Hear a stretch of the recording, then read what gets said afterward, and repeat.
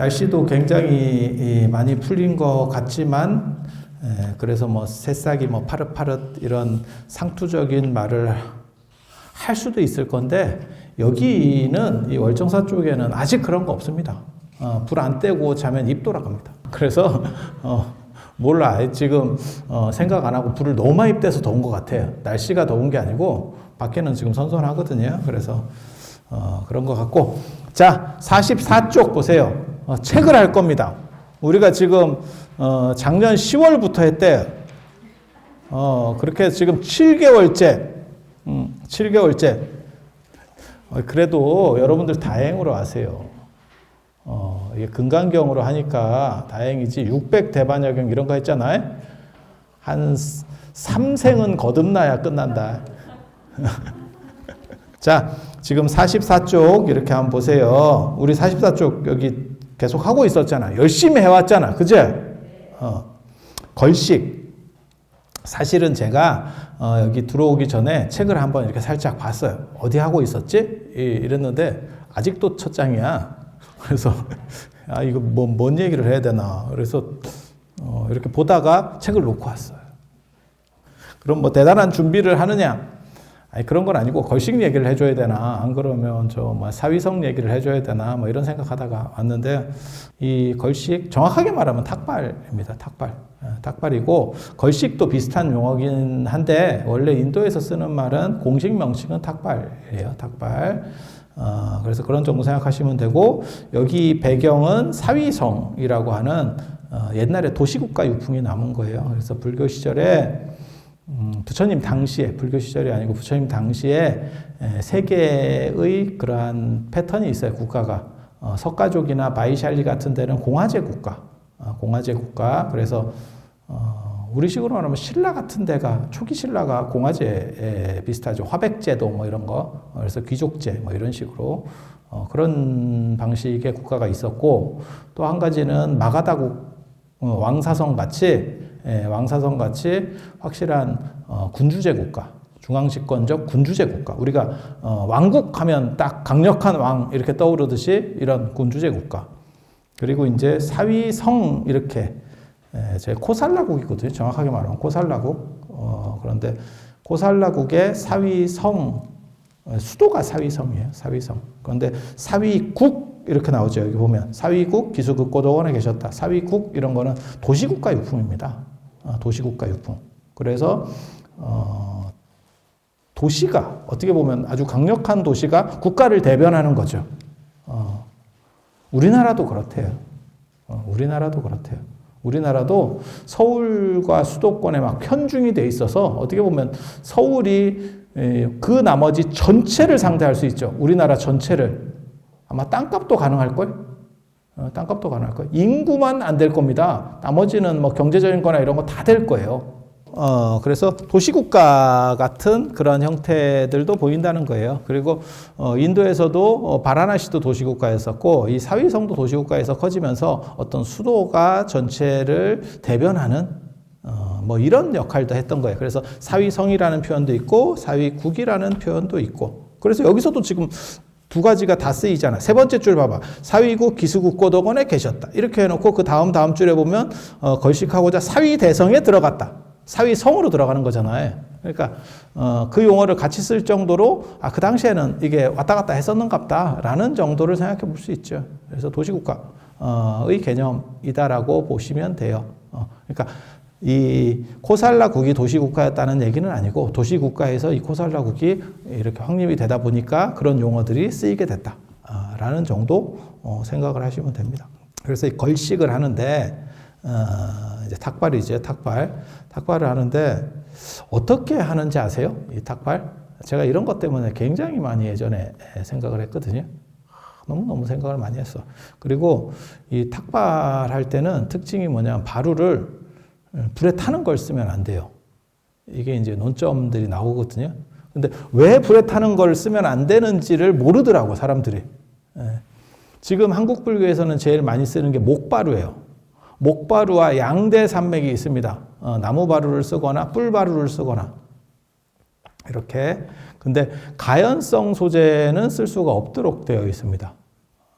처음부터 그랬던 것 같진 않고 율장에 보면 나무바루를 쓰기도 했었던 것 같아요.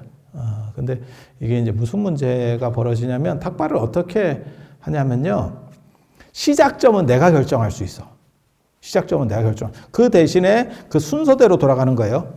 그러니까 번호는 내가 어디서든지 결정할 수 있어. 그렇지만 그 다음부터는 순서대로 차례차례 이렇게 탁발하는 거예요. 언제까지? 바루에 내가 먹을 만큼 음식이 찰 때까지. 찰 때까지. 그게 뭘 의미하는지 아세요? 여러 집 음식이 섞인다는 뜻이에요.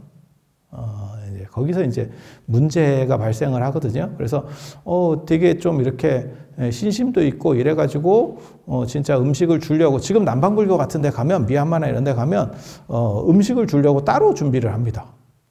따로 준비를 해서 음식을 이렇게 제공하는 경우도 있고. 근데 어떤 사람은 진짜 야 이거 먹다가 남는 거 아니야?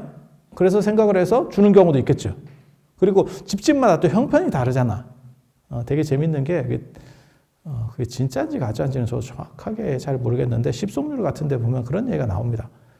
진짜인지 가짜인지 모른다는 뜻은 그게 명문에 정확하지 않다는 뜻이 아니고 언제 그 조항이 만들어졌는지를 잘 모른다는 뜻이에요. 근데 거기에 보면 뭐라고 나오냐면 왕궁에 가서는 탁발하면 안 된다. 그리고 너무 부잣집 동네, 부자 동네에 가서 탁발해도 안 된다. 뭐 이런 조항들이 있어요. 그리고 천민 집단촌. 예전에는 천민들이 따로따로 우리나라 조선시대처럼 그렇게 산 게 아니고 집단을 이루어요. 우리도 그런 거 있잖아요. 국사 시간에 배웠잖아요. 향소, 부곡 뭐 이런 거. 천민촌이 있지. 인도 가보면 지금도 그런 게 있습니다. 그래서 빨래만 하는 그런 사람들이 있잖아요. 그런 거 막 사진 찍으러도 가고 사진 나온 거 보면 되게 이쁜데 막상 가보면 진짜 찌꺼분하죠. 거기는 그냥 빨래만 해. 그리고 되게 재밌는 게 우리나라는 그 빨래 하는 걸 보면서 느끼는 게 뭐냐면 우리나라는 빨래를 놓고 이렇게 방망이로 쳐서 빨거든요. 아니 그렇지 않아요? 빨래 방망이가 있잖아요. 예, 그렇게 쳐서 빠는데 걔네는 빨래를 가지고 이렇게 던져요. 이렇게 볼에다가 이렇게. 이유는 대충은 알 것 같아요.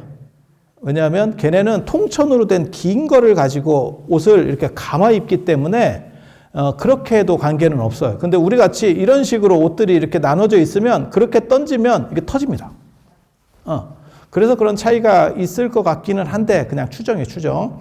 그런데 그렇게 빨래를 이렇게 던지면서 이렇게 치면 빨래 자체를 치는 걸 보면 되게 좀 희한합니다. 흥미로운데? 뭐 이런 생각이 들죠. 그래서 야 이게 고정관념이라는 게 진짜 무섭구나. 그 사람들은 우리가 방망이로 이렇게 쳐서 빨래하는 걸 보면 그게 또 흥미롭다고 생각을 할 거니까.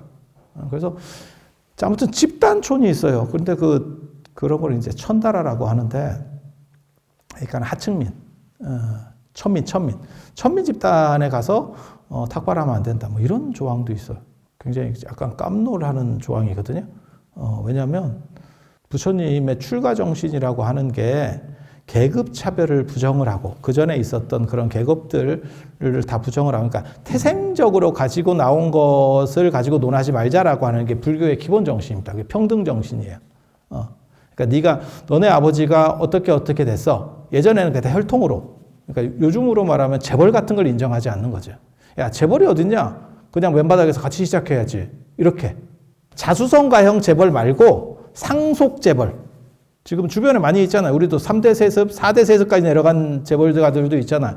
이런 거에 대해서 부정하는 거예요. 인도 같은 경우는 그런 귀족들이 아예 딱 틀이 잡혀 있었죠. 부처님 당시에.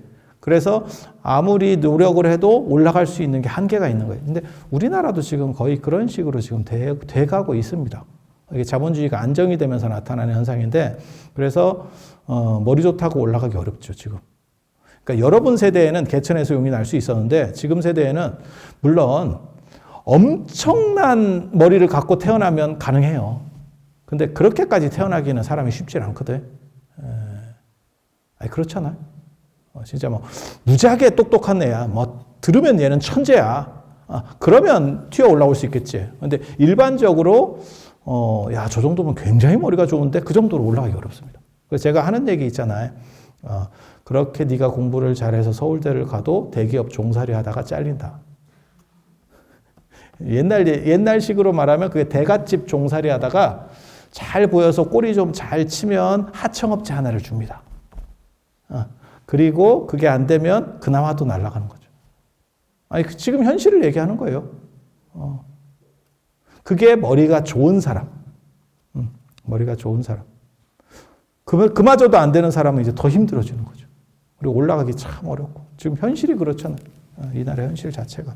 그래서 부처님 당시에 조선보다 훨씬 더 심한 그런 계급 구조였다고 보시면 돼요. 그래서 그런 것들을 태생적인 것들은 전부 인정하지 않고 사람이 후천적으로 노력한 것만 가지고 따지자라고 하는 게 불교예요. 그래서 불교에서는 사성평등이라고 그래서 브라흐만, 크샤트리아, 바이샤, 수드라 뭐 이렇게 그런 신분 계급들을 다 부정합니다. 그런데 천민촌에 가서 탁발하지 마라 뭐 이런 얘기가 나오니까 이거는 뒤에 아마 부과된 걸 거다 이렇게 생각을 하거든요. 뒤에 불교가 제도화되고 종교화되면서 이런 조항들도 바뀝니다. 그렇지 않으면 부처님 정신으로는 저게 불가능한데 불교를 만든 이유가 그러한 태생적인 차이를 부정을 하는 거거든요. 그래서 선천적으로 가지고 태어나는 거 말고 후천적인 노력으로 얻은 것만 평가하자라고 하는 거예요. 그래서 이게 시사하는 바가 굉장히 큽니다. 오늘날에도 마찬가지죠. 그런 닭발 조항을 보면 아마 저게 뒤에 부과된 것 같은데 라는 생각을 할 수 있죠. 저 되게 재밌는 게 왕궁에 가서 닭발, 야, 왕궁은 어차피 닭발이 안 돼. 나 그거 보면서 되게 웃겼는데, 야, 왕궁이 그 닭발이 되냐? 왕궁에 뭐 문 두드리면 왕이 나올 것 같아? 그럼 이게 뭐 장난해 지금? 그리고 부잣집 가서 닭발하지 말, 그것도 아닌 것 같은데, 그게 부잣 동네 가서 닭발을 한다는 얘기가 있어요. 스님들 중에서 두 사람은 그렇게 행동을 했대. 그게 안한 스님은 부잣 동네 가서만 닭발을 하고 가섭 스님은 가난한 동네만 가서 닭발을 했대. 안한 스님이 누구냐면 여기 안한 스님입니다. 이쪽에 영감님, 저 끝에 보면 영감님 있잖아요. 가섭 스님. 보기에는 한 사람은 중늙은이고 한 사람은 되게 젊게 보이잖아요. 나이 차이 몇 살 안 납니다. 세월을 요새 말로 치면 세월을 정통으로 맞아가지고 그게 왜 그러냐면 이 경전을 해석하는 사람들이 저 나이 차이를 구분을 못했어요.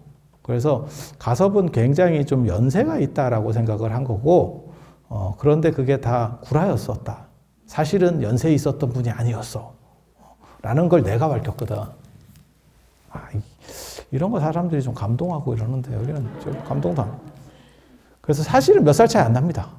두 양반이. 근데 가섭은 요 탱화에도 있어요. 탱화에도 잘 찾아봐. 그러면 안하는 약간 꽃미남 스타일로 나오고 가섭은 할배 스타일로 나옵니다. 그리고 가섭 스님은 머리도 백발이고 그렇죠. 그리고 요 뚜껑이 약간 이렇게 튀어나와 있어. 옛날 사람들이 머리 좋은 걸 표현할 때 이걸 약간 올려요. 이러면 이게 머리가 좋은 표현 중에 하나야. 그게 머리가 좋아서 솟구쳤다라는 거예요. 야, 씨, 용량이 외장하드를 하나 더 꽂았나? 뭐 이런 정도? 이렇게 그게 저 가섭상만 나타나는 건 아니고 저거 원래 중국 도교에서 쓰는 그림 그릴 때 표현 방식이에요. 표현 방식. 가섭 스님은 가난한 동네만 가고 부잣 동네 탁발 가는 게 좋을까? 가난한 동네 가는 게 좋을까? 부잣 동네가 아무래도 낫겠죠. 그렇지 않아요? 절을 하면 어때요? 절을 차려. 예를 들어서 절을 하나 차려. 이런 데 차리는 게 낫까? 강남에 차리는 게 낫까? 그게 진입장벽이 높아서 그렇지 그쪽이 나을 거예요. 그죠? 그렇지 않을까? 여기가 나은 거는 공기밖에 없어. 그래서 내가 뭐라 그랬냐면 그냥 강남에 살고 공기청정기 나아. 내가 그렇게 얘기해 줬거든.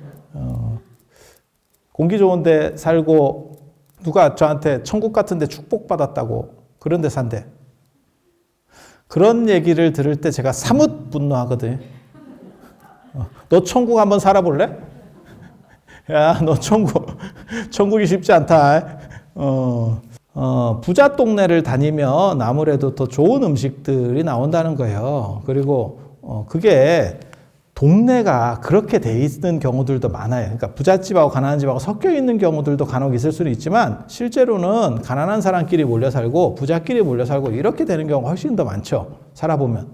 그렇지 않아요? 비슷한 유유상종이거든. 그래서 그렇게 얘기하니까 스님들이 인도 스님들의 특징은 비구 스님들이 더럽게 잘 꼬바르고 말이 많습니다. 그리고 부처님한테 계속 일러. 율장을 보면 무진장 일러요. 저 사람이 저랬대요. 저랬대요. 계속 쑤셔. 그게 왜 그러냐면 인도가 술을 안 먹어서 그래요. 그리고 이 더운 지역 사람들이 몸 쓰는 거 잘 안 합니다. 더우니까. 그런데 에너지는 총량이 있잖아. 인간이 그렇다고 해서 인간이 에너지 양 자체가 줄어드는 건 아니거든. 그러니까 우리 같은 사람도 여러분들이 잘 몰라서 그러는데 제가 늘상 얘기하지만 제가 굉장히 과묵한 편이라니까요. 아니야. 이렇게 반응이 나오는 거는 저를 전혀 모르는 사람이에요. 내가 2절에서 진짜 말 제일 안 하는 사람이 나라니까. 2절 전체를 통틀어서 스님들 중에 말 제일 안 하는 사람이 나야. 근데 그게 그럴 수밖에 없는 게 왜 그러냐면 우리는 이런 데서 계속 떠들거든. 근데 인간이 하루에 쓰는 단어량도 거의 정해져 있어요. 그러니까 이런 데서 이렇게 풀면 안에서 조용한 거지. 유재석도 집에서는 조용하다니까. 유재석이 끊임없이 떠들 것 같아? 그럼 죽어요. 이게 에너지 양도 정해져 있어요. 어느 정도는 뭐 다 똑같다 이런 얘기를 하는 건 아니고 기본적인 건 정해져 있어요. 그래서 몸을 안 움직이면 어디로 풀 것 같아요? 입으로 풀지. 그렇게 될 것 같지 않아요? 몸을 많이 쓰면. 그러니까 떠들고 불만 있고 이러면 밭에 나가서 일을 한번 해봐. 과묵해진다. 과묵해진다. 아무리 잘 나불대도 저 백담사 이런 데 한번 걸어서 올라가 봐. 이래서 침묵하는구나. 하심이구나. 무건이다. 무건. 이렇게 그렇게 되는 거예요, 사람이. 인도 사람들은 덥고 먹을 거 많고 그 다음에 술을 못 마시고 더워서 못 마시는 거예요. 몸에서 열 날까 봐. 몸에서 열 나면 죽습니다. 엄청 힘들어져요. 그러니까 술 마셔서 기분 좋은 거보다 40도, 55도까지 올라간다니까요. 그러니까 술 먹으면 막 미친 듯이 이게 발작하는 거예요. 힘들어져요. 실제로 나중에 율장에 보면 음주계를 보면 술 마시지 마라 이렇게 술 마시지 말라는 계율을 보면 뭐가 나오냐면 진짜 샴페인 같은 거에 사람이 개로 변해요.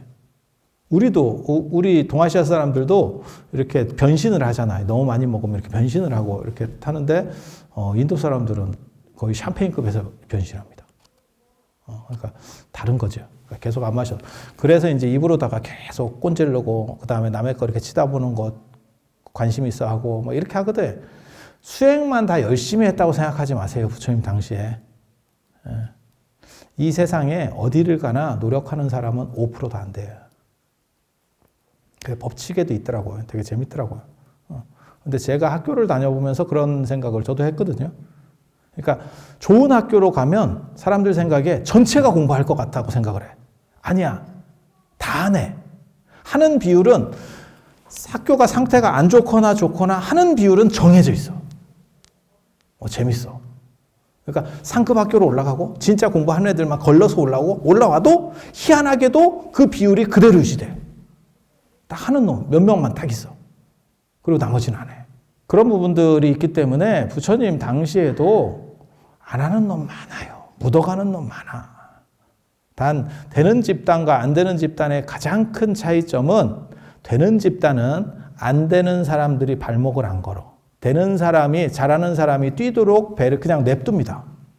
그리고 무너지는 집단의 가장 큰 특징은 안 뛰는 놈이 뛰는 놈의 발목을 잡습니다. 끊임없이. 그래서 뛰는 놈 자체가 못 뛰어. 그러면 언뜻 보기에는 평등해진 것 같아. 걔가 못 뛰니까. 다 죽어. 그 오일남 할아버지께서 오징어 게임에서 얘기했잖아. 이러다 다 죽어. 딱 그런 상황이 되는 거예요. 그게 되는 집단과 안 되는 집단의 차이지, 되는 집단이라고 해서 더 많이 하고, 그렇게는 아니에요. 그 비율은 유지되는데, 되는 집단은 뛰는 사람을 냅두고 인정해줘요. 그리고 안 되는 집단은 어떻게 해서든 끌어내려가지고 조지려고 들어. 그래서 그 차이밖에 없더라고. 제가 본 바로는. 그렇다 보니까 인도 사람들도 인도 부처님 당시에도 안 하는 놈 많아. 그리고 딴 사람이 뭐 하면 막 그것도 꼬발른다고. 그래서 뭐라고 부처님한테 꼬발랐냐면 율장에 보면 그 비구 스님들이 얼마나 꼬발랐는지 몰라. 제가 율장 전공자라니까요. 얼마나 꼬발랐는지 이 촉새 같은 놈들. 안 하는 좋은 음식에 대한 탐착이 있어서 좋은 집만 돈대요. 이렇게 또 꼬발라요. 그리고 가섭은 또 저 사람이 두타행한다 뭐 어쩐다 하면서 일부러 저런 데만 다니면서 청빈한 척 하는 거예요. 또 이렇게 꼬발라. 그리고 이 율장을 보면 꼭 대면해가지고 심판하도록 돼 있어요. 그러니까 골석 재판이 불가합니다. 골석 재판이 뭐냐면 그 사람을 출두하라 그랬는데 안 할 수도 있잖아. 바빠서 안 가. 이럴 수도 있잖아. 그러면 이게 성립이 안 돼요. 그래서 오라 그래요. 오라 그래가지고 네가 진짜 그렇게 했냐? 이렇게 물어봐. 그리고 율장 보면 되게 재밌어요. 여러분은 못 봐. 그게 일종의 법원 판례집인데 판례집에는 대부분 이상한 게 너무 많아.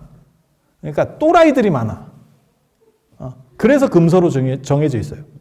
불교 문헌 중에는 율장이 금서로 정해져 있는 게 뭐하고 똑같은 거라고 생각하시냐면 일종의 사랑과 전쟁 생각하시면 돼요. 예전에 그 드라마에 사랑과 전쟁이 있었지. 욕하면서 보는 대표적인 드라마. 드라마도 아니고 그게 단막극이었지. 그리고 그거는 뭐냐면 맨 마지막에 그 신구가 나와서 하는 얘기 4주 뒤에 뵙겠습니다. 뭐 이거 있었잖아. 여러분들 그거 많이 안 보셨어요? 재밌어요. 그거 보면 재밌어. 그러니까 실화는 실화인데 신기한 실화만 뽑은 거지. 그렇잖아요? 그래서 제가 뭐라고 그랬냐면 그게 동남아시아로 수출이 된다 그래가지고 저건 법적으로 막아야 된다. 안 그러면 그걸 동남아시아 사람들이 보면 한국 사람들은 다 또라이인 줄 안다. 그거는 우리는 그냥 저런 일도 세상에 다 있네. 그 드라마 보면 그거잖아요. 그 뭐 처제랑 바람나고 뭐 다 이런 거 아니요? 뭐 희한한 얘기들 많잖아. 우리 일반적 상식에서 존재할 수는 있는데 주변에는 전혀 볼 수 없는 이야기들로 꽉 차 있지. 이 율장도 비슷해. 일반적으로 만나는 이야기가 아니고 법원 판례라는 거 대부분 다 그런 걸 거예요. 일반 사람들은 뭐 법 없이도 사는 거지 뭐. 그냥 평범하게 사는 사람들은. 역사도 그래요. 역사도. 그래서 삼국사기 같은 데 보면 황충의 재난이라는 게 나오거든요. 황충이 뭐냐면 메뚜기 떼가 나타나가지고 뭐 절단이 났다는 거예요. 메뚜기 떼 압니까? 중국이나 인도나 이런 쪽에 가면 메뚜기가 막 엄청나게 나는데 그게 막 번식 속도가 무진장해가지고 걔네가 한번 싹 쓸고 가면 먹을 게 없어요. 초토화됩니다. 그게 이제 메뚜기를 한문으로 황충이라고 그래. 초록 메뚜기가 아니고 송장 메뚜기. 여러분도 송장 메뚜기 이렇게 표현 썼었어요? 우리 어렸을 때는 그 노란색은 송장 메뚜기를 썼는데 그 메뚜기에 대한 이야기들이 있으니까 사람들이 뭐라고 생각하냐면 우리나라에 어떻게 메뚜기 떼가 나오냐 이렇게 얘기를 하는 거예요. 그래서 한국이라고 하는 나라가 실제로는 우리가 고구려 백제 신라 이런 게 사실은 중국의 서쪽에 있었던 나라가 아니냐 뭐 이런 주장을 하는 사람이 있어. 근데 한 번 더 생각해 보면 그렇게 수백 년에 한 번씩 있을까 말까 하는 일이기 때문에 역사책에 나와. 뭔 얘기인지 아세요? 일반적으로 계속 반복되는 거는 기록하지 않습니다. 지난번에도 제가 그런 얘기 해드렸던 것 같은데 여기 탑돌이가 문화재로 들어가 있는데 강원도 무형문화재로 들어가 있는데 그때 그 사람들이 얘기했던 게 뭐냐면 탑돌이 했다는 기록이 있냐? 라는 거예요. 근데 저렇게 일상적으로 하는 거는 기록이 없습니다. 밥 먹는 거 일기에 안 적어요, 사람이. 특이한 걸 먹을 때 일기에 적어. 뭔 뜻인지 아시겠어요? 아침에 일어나서 세수하는 거 일기에 안 적어. 미친놈 아니면 세수하는 걸 일기에 적겠어요? 그러면 나중에 사람들이 기록을 검토하면서 그 당시 사람들은 세수를 안 했는가 봐. 그게 아니야. 그게 아니고 일기장만 보면 인생 진짜 드라마틱하게 사는 거지. 왜? 특이한 것들만 내가 적어놓은 거잖아. 나한테 있었던 일 중에서 제일 특이한 것만 적은 거잖아. 세상이라는 게 다 그래요. 그래서 역사책도 그렇고 율장도 이렇게 보면 되게 재밌어. 되게 재밌어. 진기해. 그렇게 해서 그렇게 꼬발르니까 부처님이 오라 그럽니다. 가섭하고 아난을 오라 그래요. 진짜 그랬냐? 이렇게 물어봐요. 진짜 그랬냐? 그러니까 예. 너는 왜 그랬냐? 소명할 기회를 줍니다. 그리고 진짜 깜짝 놀랄 만한 일은 네가 지정신이었냐? 이것도 물어봐요. 그래서 그때 정신이 헷가닥했는데요. 이러면 면책특권을 줘요. 요즘 있을 법한 법적인 게 그 당시에 나옵니다. 요즘도 그런 거 있잖아요. 금치산자 뭐 이래가지고 정신 헷가닥한 사람이 뭐 사람을 죽였어요. 이러면 그거를 일반 죄하고 똑같이 다루지 않잖아요. 아니, 그렇잖아요. 병원으로 보내지 깜빵으로 안 보내잖아요. 그래서 저를 불태운 기독교인들은 대부분 정신 이상자로 자기가 약간 미친 것처럼 이렇게 절 방화범들의 특징 중에 하나가 미쳤대. 갑자기 미쳐. 그런 부분들에 대해서 면책 조항을 주는 것도 있어요. 되게 재밌어. 그리고 그렇게 이제 물어보니까 안한도 그렇다고 하고 가섭도 그렇다 그래요. 그러니까 왜 그랬냐 이렇게 물어봐요. 이유를 대봐라. 그랬더니 안한은 뭐라고 이유를 얘기하냐면 부자들은 이것 굉장히 재밌어요. 부자들은 교만하기 때문에 교만하기 쉽기 때문에 자신이 가진 것을 잃고 다음 생에 추락하기가 쉽습니다. 그래서 내가 그들에게 복을 짓게 해주기 위해서 부잣집을 돕니다. 추락하지 않고 더 이상 떨어지지 않도록 하기 위해서. 말은 잘해요. 가섭한테도 똑같이 물었어. 너는 왜 가난한 집 쪽으로 가서 도냐? 이랬더니 저 사람들은 전생에 복을 심은 게 없어서 금생에 가난한데. 금생에도 우리가 나 같은 사람이 직접 나서서 이렇게 해주지 않으면 복을 심을 기회가 없습니다. 자, 그 말이 맞는 것 같아. 돈 있어야 불사도 하고 이름을 남겨. 역사책에 나오는 사람 중에 가난하고 남는 역사책에 나오는 사람 거의 없다. 생각해봐. 아니, 그렇지 않아요? 지금도 마찬가지잖아요. 뉴스에 나오고 뭐 이런 사람들 범죄자를 제외하고 대부분 다 잘 나가는 사람이지 뭐. 평범한 소시민이 거기에 나올 만한 거리가 되나? 그래서 그 사람들은 다음 생에도 그 가난이 유전될까 봐 내가 어떻게 해서든지 복을 짓게 해주려고 그쪽을 돕니다. 이렇게 얘기해요. 누구 말이 맞는 것 같아요? 부자를 밀어야 되나? 가난한 사람을 밀어야 되나? 가난한 사람을 북돋아줘야 되나? 부자가 몰락하는 거를 막아줘야 되나? 그때 부처님께서 뭐라고 말씀하시냐면 너네는 탁발 정신을 잘 모르는 것 같다. 탁발 정신은 평등의 정신인데 그런 식으로 생각하는 것 자체가 이미 갈라치는 거 아니냐 라고 하면서 그렇게 못하게 합니다.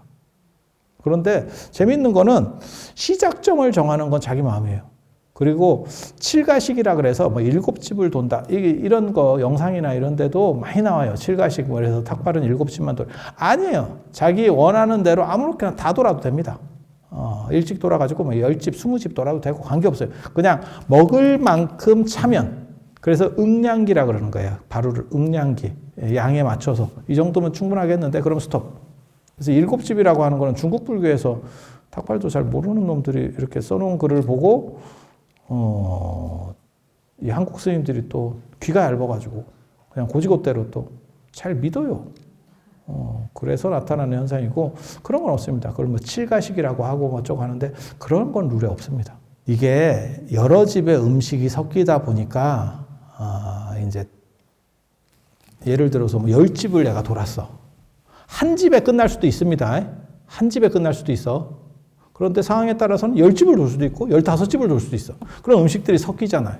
거기서 이제 잘못하면 식중독에 걸리는 거고 그 문제를 해소하기 위해서 정지에다가 데핀다니까요. 그러니까 간이 부엌. 정직간 들어보셨죠? 부엌인데 그게 인도에서부터 나오는 거거든요. 정지는 깨끗한 땅이라는 뜻이에요. 그래서 진짜 부엌이 아니고 뭐 생각하시면 되냐면 우리가 요즘은 그런 것도 잘 안 하는데 산에 가서 밥 해 먹을 때 있죠. 그럼 뭐 코펠로 해가지고 이렇게 간이부엌을 만들잖아요. 그런 걸 정지라 그래. 네, 그런 걸 정지라 그래. 그게 경상도, 제주도 쪽에서는 그런 용어들을 쓰고 전라도 쪽에서는 그런 용어를 거의 잘 안 씁니다. 저는 제주도 쓰는지 몰랐어요, 사실. 근데 얼마 전에 그 추사 그 유배지 가니까 정지라고 아예 편말을 붙여놨더라고. 그래서 제주도도 정지라고 쓰네? 저는 사실은 제주도는 전라도 쪽 영향이 더 클 거다 이런 생각을 했거든요. 그쪽이 더 가깝지 않아요? 이렇게 지리적으로 봤을 때?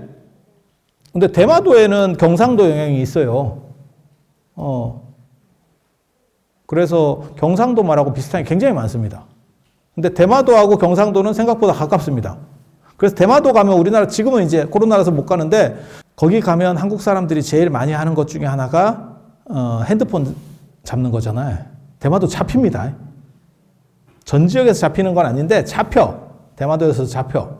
정지라는 게 뭐냐면 인도는 덥기 때문에 우리처럼 저렇게 부엌을 체계적으로 안 만들어요. 부엌이 집 안으로 들어오면 안 됩니다. 절대. 그러면 집 안에 열이 차서 더 더워지는 거예요. 그래서 그냥 밖에다가 이렇게 한 공간을 놓고 거기서 이제 그냥 끓여서 대충 먹는 거예요.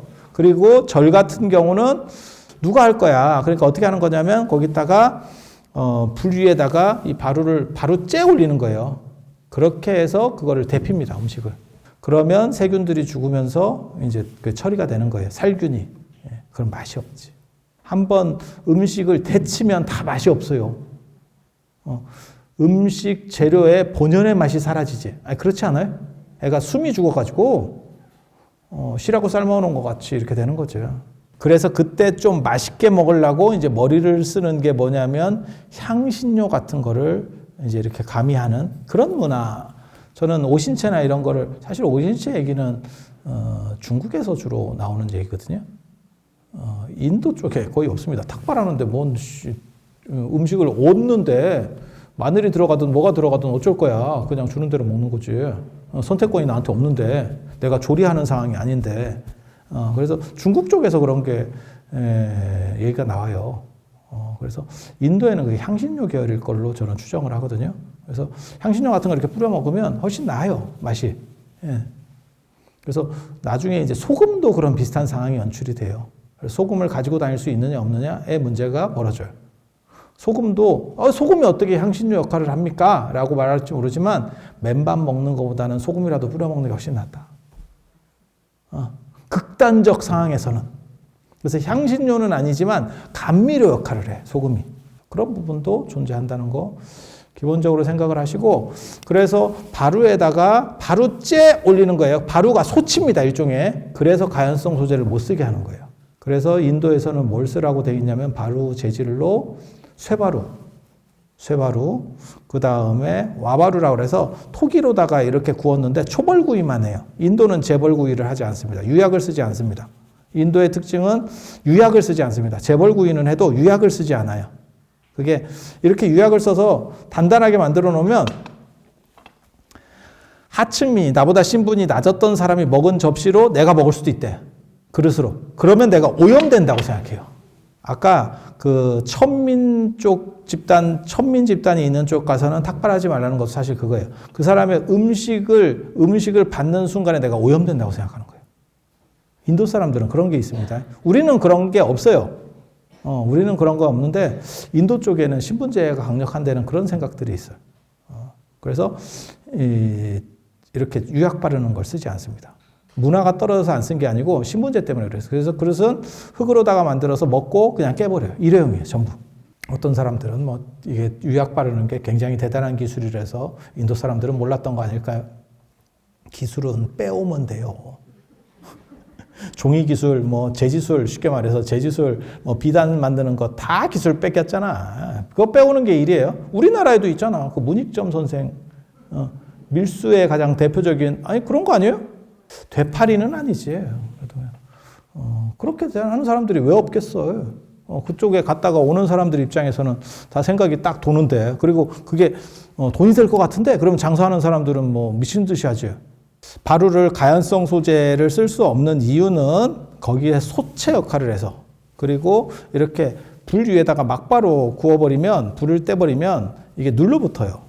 눌러붙어요. 그래서 그 안에를 원래는 바루를 새로 만들면 코팅하게 되세요. 끓음으로 이렇게 코팅하게. 그게 다 나와. 그래서 이 걸식을 하고 그 다음에 그 바루를 이렇게 불에다 올리기 때문에 나무 바루를 쓸 수가 없는 거예요. 그럼 불에 타버리니까. 그래서 바루는 세 종류가 있다. 쇠바루, 그 다음에 이렇게 도자기 바루. 그걸 와바루라고 그러거든요. 와바루. 그리고 돌바루가 있어요. 돌바루 나도 뭔지 잘 모르겠어요. 돌바루를 진짜 썼을까 싶은 생각이 들거든. 왜? 너무 무거워. 딱 생각해도 야 이거 어깨 나가겠다. 밥 먹는 것도 좋지만 어깨가 절단 날 것 같다. 돌바루를 가지고 탁발을 나간다는 거는 이게 미친 짓이다. 제일 가벼운 건 이 와바루예요. 도자기 바루. 이 도자기는 아니고 토기. 예, 토기 바루. 제일 가벼워. 근데 그 바루의 최대 단점은 뭐냐면, 자칫 잘못해서 손 밖으로 떨어지면 깨진다는 거예요. 한 방에 간다는 거예요. 한 방에. 예, 그러면 굶어야지 뭐. 다음 바루가 생기기 전까지 굶어야죠. 그 단점이 있는 거고, 돌바루 튼튼합니다. 불교의 최초의 바루가 돌바루입니다. 정확하게 말씀드리면 부처님 깨닫고 나서 처음으로 받은 바루는 돌바루예요. 그래서 사천왕한테 돌바루를 받은 걸로 나오거든요. 그래서 이 돌바루가 도대체 뭘 의미하는지를 정확하게 모르겠어. 그리고 이게 불에다가 가열을 하면 돌바루는 굉장히 시간이 오래 걸린다고. 그냥 생각을 해봐. 이게 보통 연료를 많이 쓸 게 아닌데 그러면 날도 더운데 불도 엄청 오래 떼야 되잖아. 그러면 땀 삐질삐질 흘리는데 굳이 이렇게 했을까? 미식가인가? 돌솥밥 먹으려고? 야, 이렇게 약간 눌러붙은 거 긁어먹는 게 맛있어. 이러면서 먹었을 수도 있지. 그 돌바루. 그리고 제일 좋아하는 거는, 스님들이 제일 좋아하는 거는 쇠바루. 쇠바루 최고입니다. 그건 명품입니다. 요즘으로 말하면 명품. 그거 들고는, 멀리 거식 나가면 안 돼. 다른 마을로 간다거나 이러면 아마 안 됐을 거예요.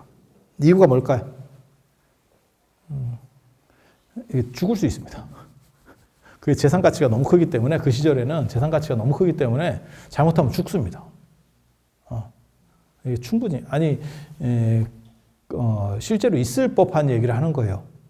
죽을 수 있습니다. 그래서 그런 거는 진짜 이렇게 뽀대나게 들고 다니는.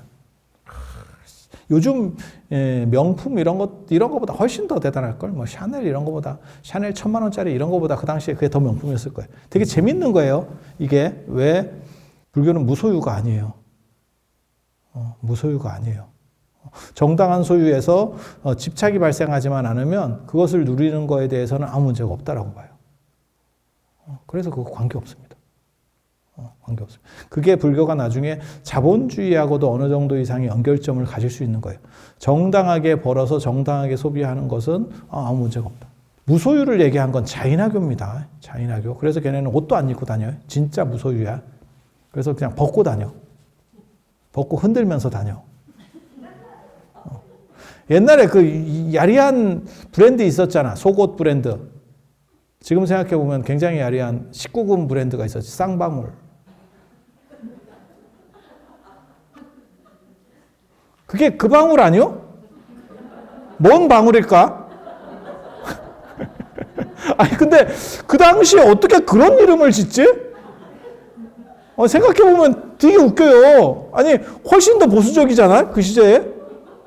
근데 어떻게 이게 쌍방울을 지금 해도 너무 야리한데? 지금 브랜드를 쌍방울로 해도 아니야. 우리가 모르는 뭔가 또 다른 방울이 있을지는 모르겠는데 그냥 빤스랑 연결시켜서 그냥 일감으로 떠오르는 건 그 방울이야. 그 시절에는 아무튼 이게 좀 문화가 지금하고는 좀 다르니까. 그래서 여기 보면 그 사람들은 무소유주의자들은 철저하게 아무것도 없어야 된다라고 생각해요. 그래서 그런 자인화교의 어떻게 보면 정신을 이어서 현대에 구현하려고 했었던 사람 중에 하나가 간디 같은 사람. 마하트마 간디 같은 사람이 그런 정신을 이렇게 가지고 있었기 때문에. 그리고 불교 같은 경우는 사실은 소유에 대한 정당성만 있으면 문제가 없다라고 봐요. 그래서 네가 집착하느냐가 문제인 거지 소유가 문제는 아니라고 생각을 하는 거예요.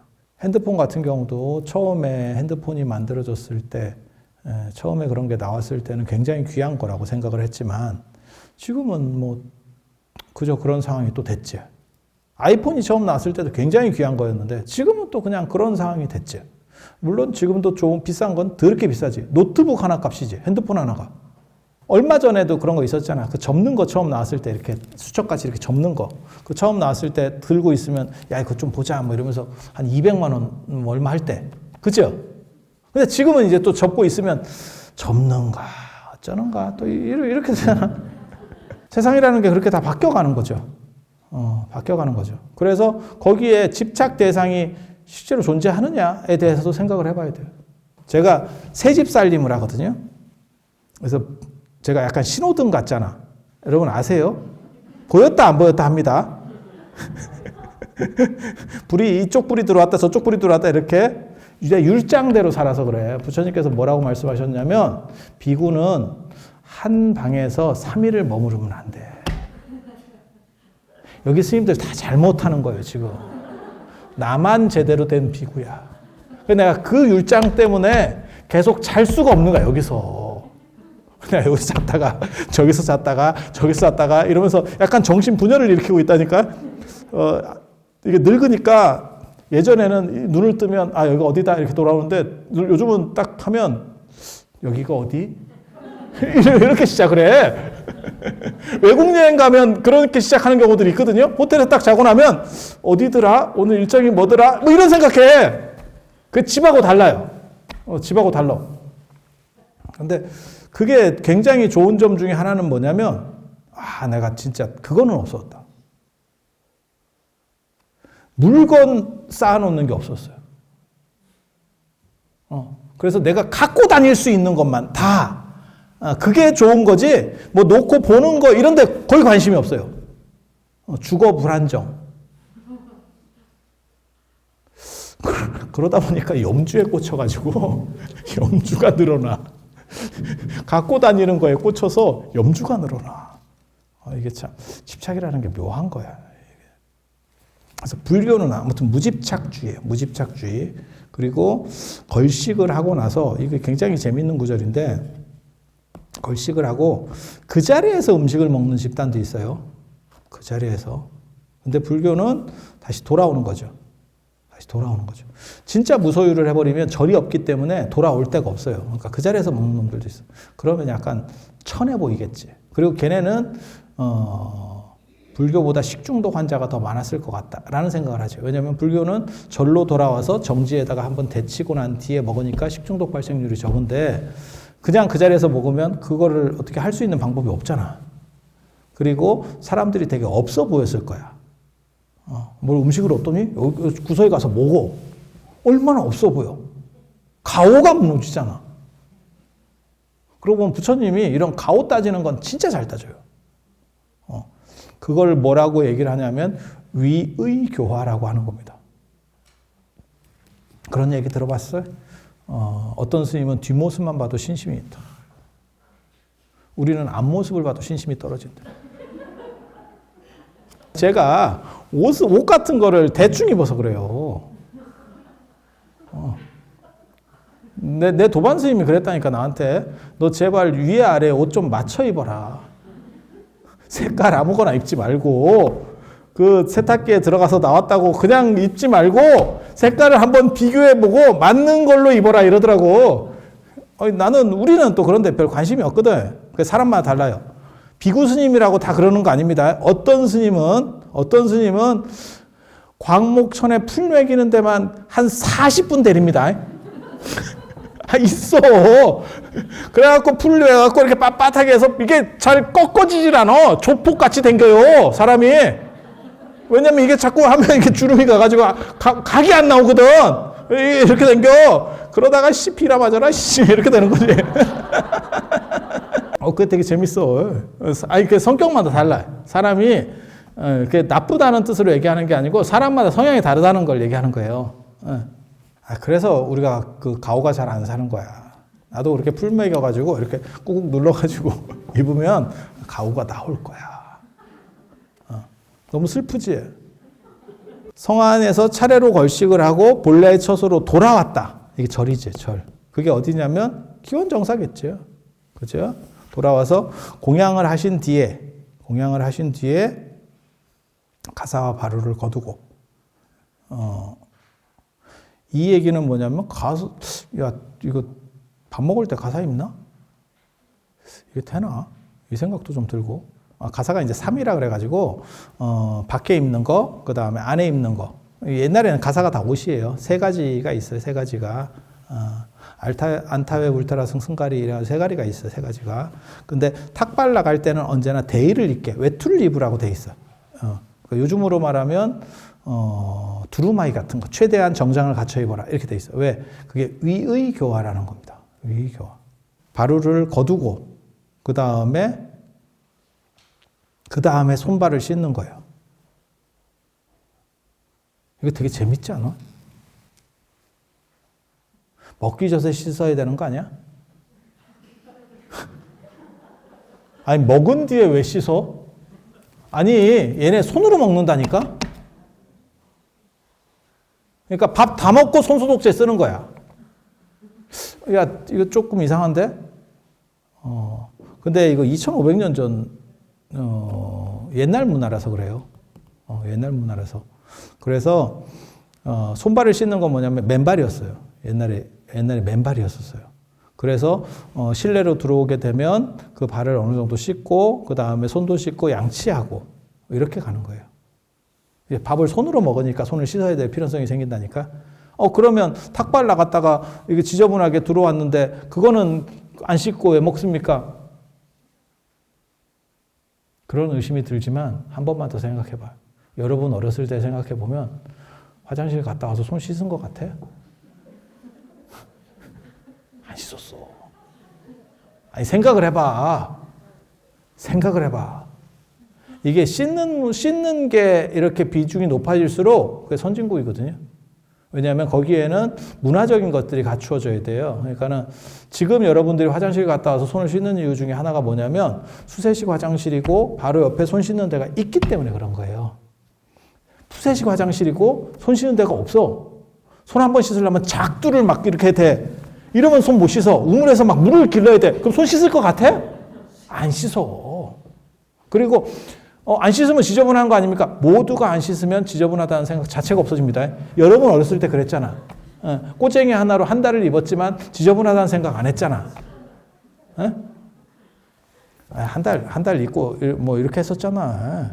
이게 그 당시의 문화를 나타낸다라고 보시면 되니까 부처님 당시의 문화냐? 아니, 부처님 당시의 문화도 섞여 있지만 이 경전이 만들어질 때 문화까지 그렇지만 그게 크게 안 변해요. 그러니까 재밌는 게 뭐냐면 지금은 뭐 100년 하면 엄청나게 변하잖아요. 아마 앞으로 다가올 100년을 우리는 상상할 수 없을 겁니다. 그런데 조선 중기 때나 조선 후기 때랑 큰 차이 없어. 100년 그러면 100년? 이런 거예요. 아니 그럴 것 같지 않아요? 1700년하고 1800년하고 100년 차이인데 조선이 크게 바뀌었을 것 같아? 안 바뀌어요. 안 바뀌어요. 큰 차이가 없어. 그래서 왜 밥 먹기 전에는 손을 안 씻냐? 그거는 깨끗해. 나 인도 가서 그거 느꼈잖아. 인도 가서 이거 되게 재밌어. 못 사는 나라일수록 화폐가 굉장히 지저분합니다. 우리도 마찬가지잖아. 지금은 그런 일을 하는 사람이 별로 없을 건데 예전에는 양말에다가 자꾸 돈을 넣어요. 이게 지정신인가 싶지. 아니 많이 있었잖아요. 양말에다가 자꾸 돈을 넣어. 그리고 못 사는 나라를 가보면 돈이 훨씬 지저분합니다. 돈 관리가 잘 안 돼요. 그리고 아마 은행에서도 빨리빨리 그거를 소각하지 못하는 것 같아. 지저분하면 빨리 소각하고 또 찍어내고 막 이래야 되는데 비용이 드니까 그래서 인도 돈이 굉장히 지저분해요. 그 10루피짜리 이런 것들 굉장히 지저분한데 이제 외국인들의 가장 큰 특징이 뭐냐면 큰 돈은 있는데 잔돈이 없어요. 잔돈이 어디서 필요할까 도대체? 이게 두 군데서 필요한데 너무 안 좋은 건데 이거는 하나는 뭐냐면 이제 가난한 사람 줄 때 큰 돈을 계속 줄 수가 없잖아. 이건 좋은 거. 그래도 작은 돈으로 바꿔서 준다. 이건 좋은 건데 하나는 뭐냐면 부처님한테 놓을 때 희한하지. 부처님한테 큰 돈 안 나. 지갑에 잘못 눈이 좀 노안이라서 어두워가지고 이렇게 끌에다가 5만 원짜리 나오면 시겁한다. 왜 나오셨어요? 이거 다시 지금 아직 오실 때 아니에요. 잘못. 나도 그 범민했잖아. 절 앞에 가가지고 저는 그 돈을 절에서는 언제나 그 신권을 딱 지갑에 넣어가지고 절에 갈 때는 신권을 딱 가져와가지고 그걸 맞박에다 딱 붙이고 다시 이렇게 탁 끄집어냈는데 잘못 끄집어내가지고 5만 원짜리 아유, 막 가슴이 떨리더라. 어유, 이게. 그래서 우리는 무슨 생각하냐? 어디 부처님 앞에 여자가 나올 수 있을까? 임금님을 모셔야지. 임금님을 모셔야지. 이렇게. 거기서 잔돈을 이제 계속 바꾸니까 밥 먹을 때 이제 바꿔달라고 그러거든, 가이드한테. 그러면 그 가이드가 진짜, 저도 그렇게 생각했지만, 딴 사람들도 다 그 얘기를 하더라고. 돈이 지저분한데, 그거를 식탁에다가 놓고, 이렇게 쭉 놓으면서, 그 돈으로 뭘 괴냐면, 뭘 올려놓냐면, 돈이 날아갈까봐 뭘 놓냐면, 숟가락하고, 포크를 놓는 거예요, 그 위에다. 우리가 볼 때는 너무너무 지저분한 돈이야. 그냥 돈이 아니고 진짜 걸레 같은 돈이야. 근데 그 위에다 놓는 거야. 그리고 나중에 밥이 나오니까 잘 먹더라고. 그게 뭘 의미하는 거냐면, 아니에요. 가만히 생각해 보면 우리 어렸을 때도 별반 다르지 않았어. 땅에 떨어진 것도 떨어지자마자 먹는 거는 괜찮거든. 불어서 먹으면 돼. 불어서. 그런 정신이야. 뭐 그렇게만 했나? 뭐 별짓을 다 했었는데. 그래서 그런 걸 생각해 보면 이게 문화라고 하는 것은 익히기 나름인 거예요. 여기에도 그런 거 있잖아. 마스크도 얼마 전까지만 하더라도 마스크를 쓰면 환자인지 알았는데 지금은 마스크를 쓰면 그냥 그런가? 이렇게 보잖아. 인식이 바뀐 거죠. 그래서 문화라고 하는 것은 정당성이 꼭 존재하는 것은 아니에요. 그래서 밥 먹기 전에 안 씻고 밥 먹고 나서 씻은 거는 손으로 먹었으니까 묻었겠지. 얼마라도. 물론 말려서 털면 돼. 그렇게 하는 놈 분명히 있었을 거야. 내가 장담하는데 분명히 있었을 거야. 이 시절은 이 시절로 봐야 된다. 미개하다. 이렇게 생각하면 안 돼요. 그리고 우리 어렸을 때 큰 거 싸고도 안 씻는 경우 많았었어요. 뭐 씻기는 못 씻어. 그리고 겨울에는 씻으면 얼어, 손이. 물도 없다니까.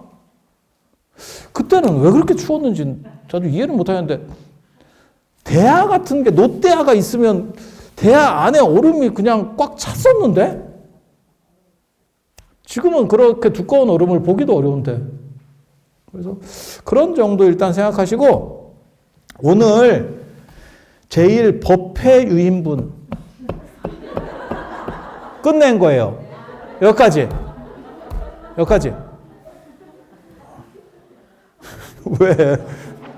하나 끝났어, 하나.